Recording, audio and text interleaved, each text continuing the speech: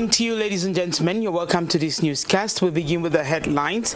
About 100,000 Nigerian refugees are said to have been illegally deported from Cameroon. This is news from the Human Rights Watch, considered a breach of international law. In another story, universal access to education has been reiterated and instituted by UNESCO. Focus this year was on general information, which is still an uphill task.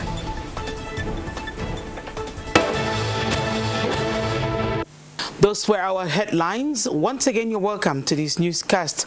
My name is Rahel Leabia for presentation.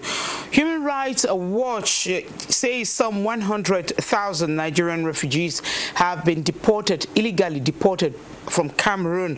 This, according to the rights group, is a breach of international law. Philip Sote went through the report and put together this report. The report places the blame squarely on the shoulders of the Cameroonian army.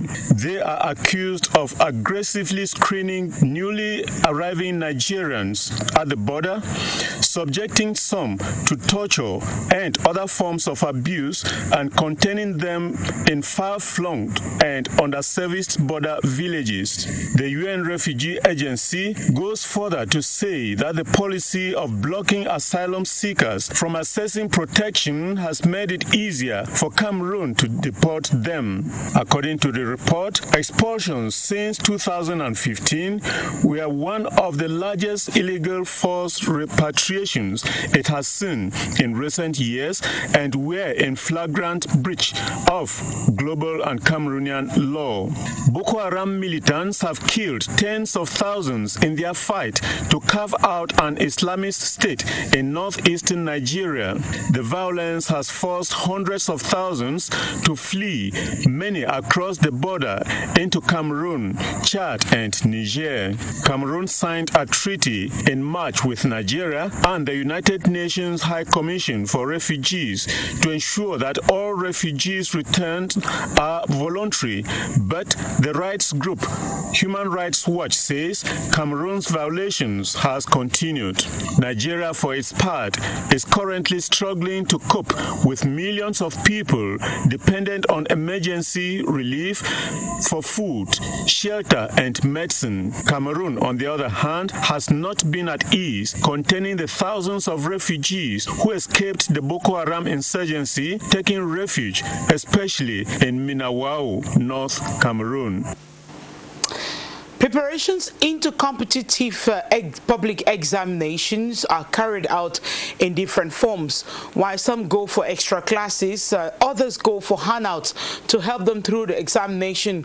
Raimatu CKB, student journalist, went down to some of these sales points for more details. Orientation and examination handout for the preparation of competitive exams can be seen around Ange Raphael, with candidates scrambling to buy. The launching of competitive exams to recruit candidates in some higher institutions for the 2017-2018 academic year has called for candidates to prepare this exam, though they believe that to have an entrance, you must have money or a relationship. While some candidates attend preparatory classes, some go for these handouts written by lecturers of different universities. Exams like ENS, ESSEC, ERIC, among others, need candidates to have at least an advanced level or a bachelor degree.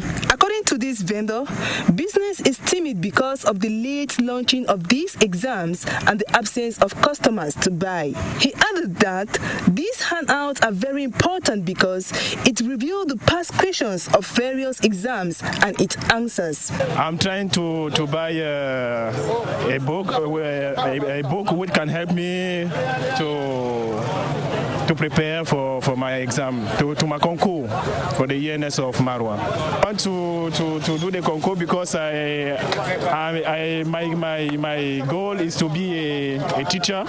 So since I tried, but I failed, but I'm still continuing to try. So we don't know the time of God is coming. This handout is important because with them you can work in state institutions and thus have have a matricle. Nevertheless, for you to have this matricle, you need to prepare either by reading these handouts or by attending preparatory classes. Meanwhile, the International Day for Universal Access to Educational Institution has been observed, and this day was instituted by UNESCO with access to information, generally speaking, which is still an uphill task. Amadou Jalobuba with the details. Quality information is primordial in the development of any human society. It is for this reason that media persons in Cameroon joined their counterparts worldwide to commemorate this September 28th as International Day for Universal Access to Information. UNESCO set aside this day so as to give global access to information to all. However, there are still some constraints despite legislations put in place for various reasons, be it for the purpose of preserving the secrets of the enterprise or the state for security reasons, as the case may be. In some situations, it is for health reasons that must remain confidential. There is equally bias that exists in the way state officials handle or view media organs. They give privilege to some few media organs, or the state media is given an absolute advantage to certain information. Taking part in activities marking a day set aside for access to information is a step towards the right direction in reducing the constraints being encountered by journalists in accessing information. We talk health in this newscast. Zero case of rabies was the theme that commemorated the 2017 edition of World Day Against Rabies. As retained by the World Health Organization, a vaccination and sensitization campaign was organized recently at the Yaoundé Regional Delegation for Animal Husbandry. Francis Bongo was there and he completes that story. Dogs are usually referred to be very close friends to man, but this first-class pet, seen as lovely companions, can become dangerous when attained by the deadly disease called rabies. It was thus under the theme Rabies, Zero Case by 2030 that Cameroon celebrated this year's World Day Against Rabies. To observe the day in the country, a vaccination campaign of domestic animals was launched this Thursday in veterinaries of the Ministry of Livestock, Fisheries and Animal Industry. Here at the National Veterinary Laboratory of Vogbetsi in Yaoundé, experts sensitized the public on the fact that rabies kills and invited them to vaccinate all domestic animals so as to protect their families. Focus was placed particularly on children who are more vulnerable to contact the disease due to their constant interactions with the animals. You know, our children are the more exposed to rabies since they don't play with dogs every day, they don't keep dogs at home, take care of dogs. And those that belong to families where there are no pets, they usually play around with stray dogs, stoning them, kicking them, whipping them, flocking them. And as a defense mechanism, a dog can bite, a child can get bitten by a dog. So we are advising parents to educate children that they should take good care of dogs, they should administer instead good treatment, they should not maltreat animals, and then we parents, we should know we are responsible for our children. If our animals are not well taken care of, our children are exposed. The target is to be able to wipe out rabies from the whole world between 2030, and that is an assignment. OIE, that is the Animal World Organization, OMS, that is the WHO, World Health Organization.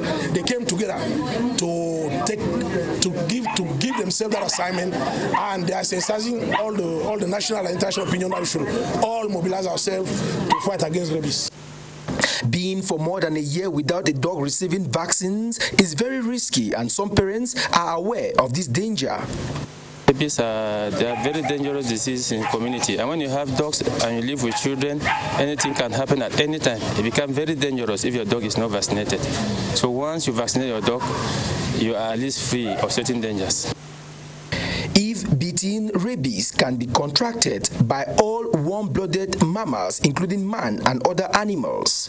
Of date, the deadly disease is difficultly cured but can always be prevented. So let's be cautious and always go to the hospital whenever we suffer a pet bite.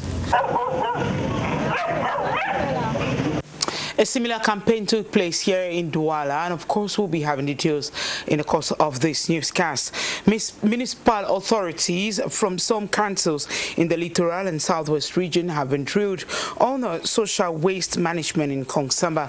The two-day seminar was coordinated by the Water Supply and Sanitation Project in Semi-Urban Environment. Mange Venasius with the details.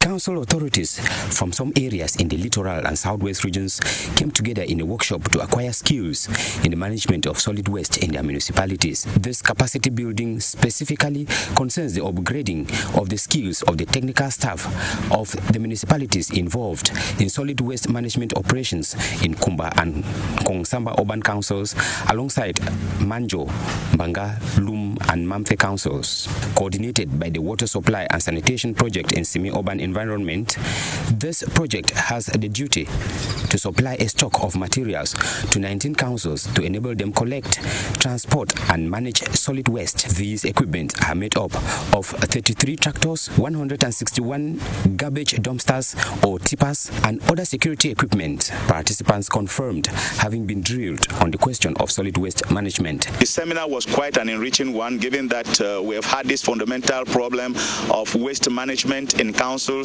and in urban councils and semi-urban areas. And I think the coming in of the World Bank and the Ministry of Water, Resources and Energy is a welcome relief to some of us, especially somebody coming from Kumba that I am, where we had this problem for quite some time. However, they encountered the problem of language barrier for some. Even the presentation and everything from what the director said here, look at my colleagues here, nobody has opened they have not registered anything. What are they going back with? So my appeal says that if we can have a translator, everything here is in French, let's have the presentation now in English. At least we are in a bilingual country. These participants received the assurance of the Minister of Water and Energy to follow up the project up to its realization.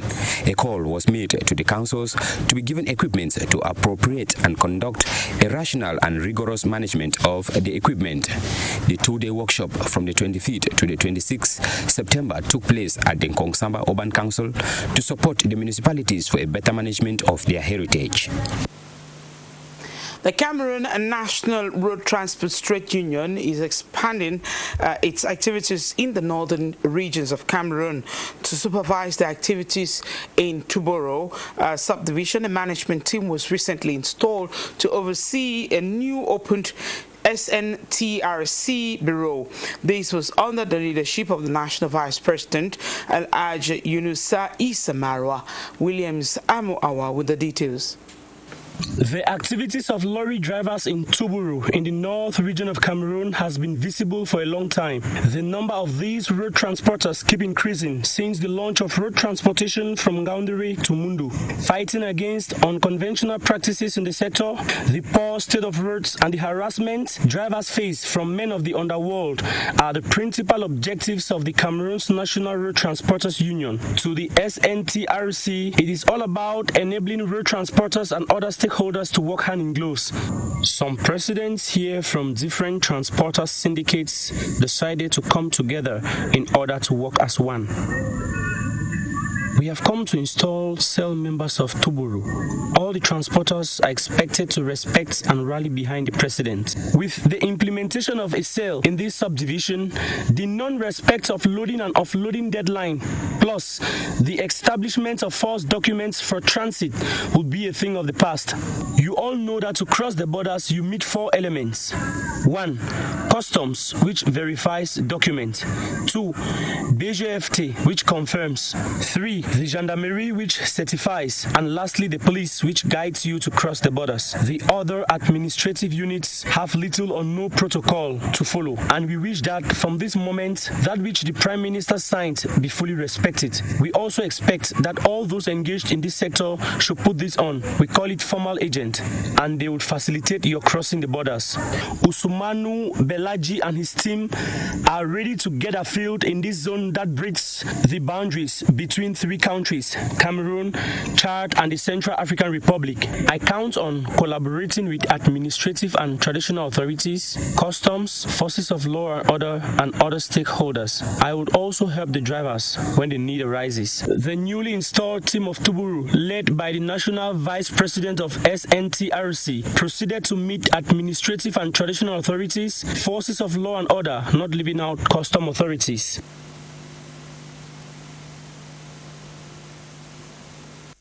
The new divisional officer for Belabo has the task of ensuring law and order in his municipality and to ensure the reservation of the forest, stopping illegal exploits. This assignment was given to him by the senior divisional officer during the installation ceremony, in which the locals expressed some worries as to the subdivision. Falan Meduke. Mr. Rebecca has taken over as the new divisional officer for Belabo from Mr. Mebenga Yaya, a locality in the East region. This was in an installation ceremony that brought together locals, traditional rulers and administrators of the subdivision, chaired by the senior divisional officer SDO for Lom and Jerem, Yves Betrang Awumfa Kalinu, with an estimated population of about 30,000 people. The new chieftain has the task of ensuring law and order, being that the East region is noted for high banditry and other ills. Those equally exploiting the reserve forest must equally be brought to book. Belabo is a land flowing with milk and honey. Unfortunately, the locals do not tap from their natural resources. Poor road network, no electricity are some of the worries the people think the new deal will have to redress. We are so happy to receive our SDO who is coming to be with us. We have so many problems in Belabo. There is no energy. We have so many problems. We wish that authorities can do so many things to bring us to be up in Belabo. Before his transfer to this subdivision, this product of the 2001 batch of ENAM has served in different capacities in various areas, the last being the due for Bana in the Opankam West region. Hope he will follow the footsteps of his predecessors, whom many have appreciated. We take you out of the country, where Kenya's electoral board is still facing a lot of controversies as the country prepares for a rerun of the presidential camp 26th of October 2017. The opposition has decided on a constant protest till officials of the electoral board are replaced, including the CEO. Details VOA. Kenya's opposition says it will boycott the rerun of the presidential election if officials from the Electoral Commission, or IEBC, are not replaced. IEBC cannot begin the process of ensuring an honest election as long as those responsible for the irregularities and illegalities are still lacking in its corridors. IEBC has refused to dismiss or suspend them. That is why we are today beginning this peaceful campaign to force them out by public pressure so that the process of fair elections can at last begin. Confidence in the IEBC hit a new low with the nullification of the August 8th presidential election results. Meanwhile, President Uhuru Kenyatta has taken aim at the Supreme Court justices, calling them thugs and accusing them of a judicial coup after they annulled his win. Yet he is still pledging to comply with the judgment. In that ruling, the Supreme Court highlighted the IEBC's refusal of a court order to open its computer servers. Leaves us with no option but to accept the petitioner's claims that the IEBC's IT system was infiltrated and compromised, and the data therein interfered with, or IEBC's officials themselves interfered with the data, or simply refused to accept that it had bungled the whole transmission system and were unable to verify the data. The IEBC's forays into technology have been anything but smooth. In 2013, Kenya held its first elections using biometric voter verification kits. But a breakdown in the system led to a delayed announcement of Kenyatta as winner, with a narrow margin of 50.07% of the vote. Odinga took election rigging accusations to court that year too, but lost. In August 2017, the IEBC stumbled again, this time failing to produce the paper verifications of electronically transmitted results. If there is a need to remove from within the IEBC the human elements that are responsible for the improprieties that occurred, then that really needs to happen with proper focus. And continued squabbling and finger pointing and blaming is just pushing us closer and closer to the precipice. IEBC commissioners were replaced in January after the opposition had taken to the streets in weekly demonstrations, accusing the commissioners of bias. The Constitution gives the Electoral Commission until the end of October to organize a new election. The rerun polls are scheduled for October 26th. Jill Craig, VOA News, Nairobi. Well, now, Kenya's ruling Jubilee Party on Thursday presented Parliament with proposals intended to prevent the Supreme Court from annulling the results of a rerun presidential election, as it did at the last vote in August. And Jubilee's proposed amendments to election law would stop the court from. Well, in another story, we're talking Nigeria. Health workers in northeast Nigeria are said to be on the heels to contain the outbreak of cholera, which is sweeping through camps of people, displaced persons. According to UN report, about 4,000 suspected cases have been identified, including 54 deaths. VOA.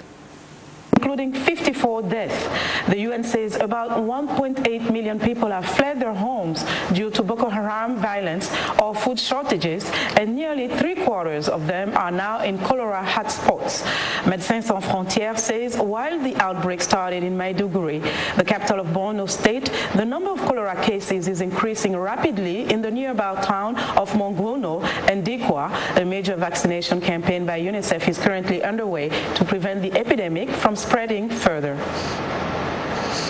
There are a lot of challenges around a cholera outbreak because it's a waterborne disease, so that is spreading around very quickly when it's rainy season, and it's worsened by the fact that the poor sanitary condition in the camps where the IDPs are living today in Maiduguri town and around the area. So there are a lot of factors which are not helping the situation. So today there's a lot of challenges. It requires a lot of resources and a lot of coordination within the different actors in the area. We are trying to contain it. So the objective is to get as many people vaccinated as possible, as soon as possible. So we are targeting 900,000 people in the camps and in the surrounding communities. We'll give a first dose, and later on, when we have doses, when access permits, we'll give a second dose. Health authorities are encouraging people to report suspected cases of cholera as soon as possible. Failing to do so is hindering efforts to contain the outbreak. We told you in the course of the news, we're going to give you details of the people or those in the littoral region with dogs as pets who are also campaigning for a zero case of rabies. Of course, they took part in a sensitization campaign in commemoration of the global celebration of the 2017 edition of World Day Against Rabies. Williams Amoawa. While rabies is a 100% preventable disease, thousands of people die from the disease around the world each day, surely as a result of ignorance. Rabies is a disease which can be a viral disease which can be transmitted from animals to human, and which once in human is deathful. It means when an animal catches rabies, he can be sure to die if some measures are not taken urgently. So it's a disease transmitted by animal, and mostly by dogs, cats, and maybe monkeys and other mammals. Before a human being is eliminated from planet Earth as a result of dog-transmitted rabies, the following symptoms usually manifest. And rabies, the main sign is like nervous sign. The man become very anxious. He become very excited. He can run after water. When he sees water, he run, and sometimes he can even bark like a dog. Though rabies remains a significant health problem in many countries of the world, rabies prevention and control is possible. It cannot be cured in humans. So the best way is to prevent the transmission between animals and humans. It means we have to vaccinate all dogs, all cats, all monkeys around in our neighborhood. And we also need to advise people to know what to do while they see stray animals. You know why children comes from school, most of the time they used to send stones to stray dogs, which can sometimes bite them and which expose them to rabies. A case of rabies might not have been recorded in the littoral region, but that did not stop dog owners from answering presents to participate in the rabies advocacy. The fact that we don't have cases in littoral, it doesn't mean that the disease is not there. That's why we launched this vaccination campaign that we started by the sensitization, and we went down to the school, primary schools, to sensitize those small children that they should know exactly that the disease is there. And at the same time today, during this day, what we did is that we had a conference on rabies where we have all the stakeholders that are part of the fight against this disease, and we launched the vaccination campaign itself that is going to take place from now to the 3rd of October. Rabies, zero case by 2030, is the theme that guides the 2017 edition of the World Rabies Day, which is observed every September 28th. Ladies and gentlemen, we have come to the end of our newscast this evening. You don't go away because programs continue. We'll meet again tomorrow, God willing. Good night.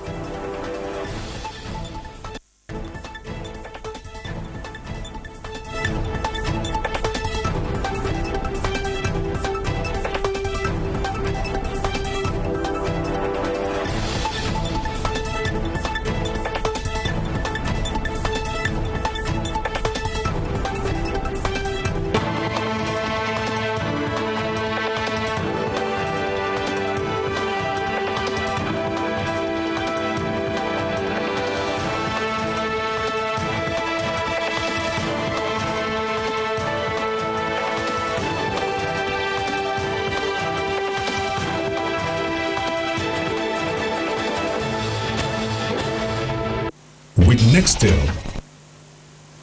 enter now into a world of choice. Dial *860# and access your jackpot.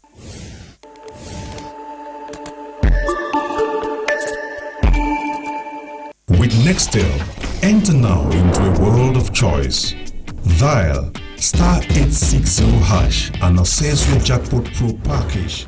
Enjoy national and international calls, unlimited SMS, high-speed internet, and that's not all. Also enjoy Nextel TV for 30 days from a Jackpot Pro subscription of 5,000 francs CFA. For more information, contact 669-900-000. Nextel, the best 3G network in Cameroon. Mais c'est comment avec les billets là, non? Vous, mes amis, vous serez tous servis. Tiens, mon frère, tu es trop pressé par les billets là-bas. Toi, tu te marres comme tout le monde. Maman, les gens ont l'ongrimba ici dehors. Je dis, tu coupes gros comme ça, tu t'en sors même. Je wanda même sur la farine. Je coupe petit, mais la pâte gonfle là. C'est bon, hein? C'est quoi ton secret? Mon secret, c'est sauvage. C'est encore quoi ça?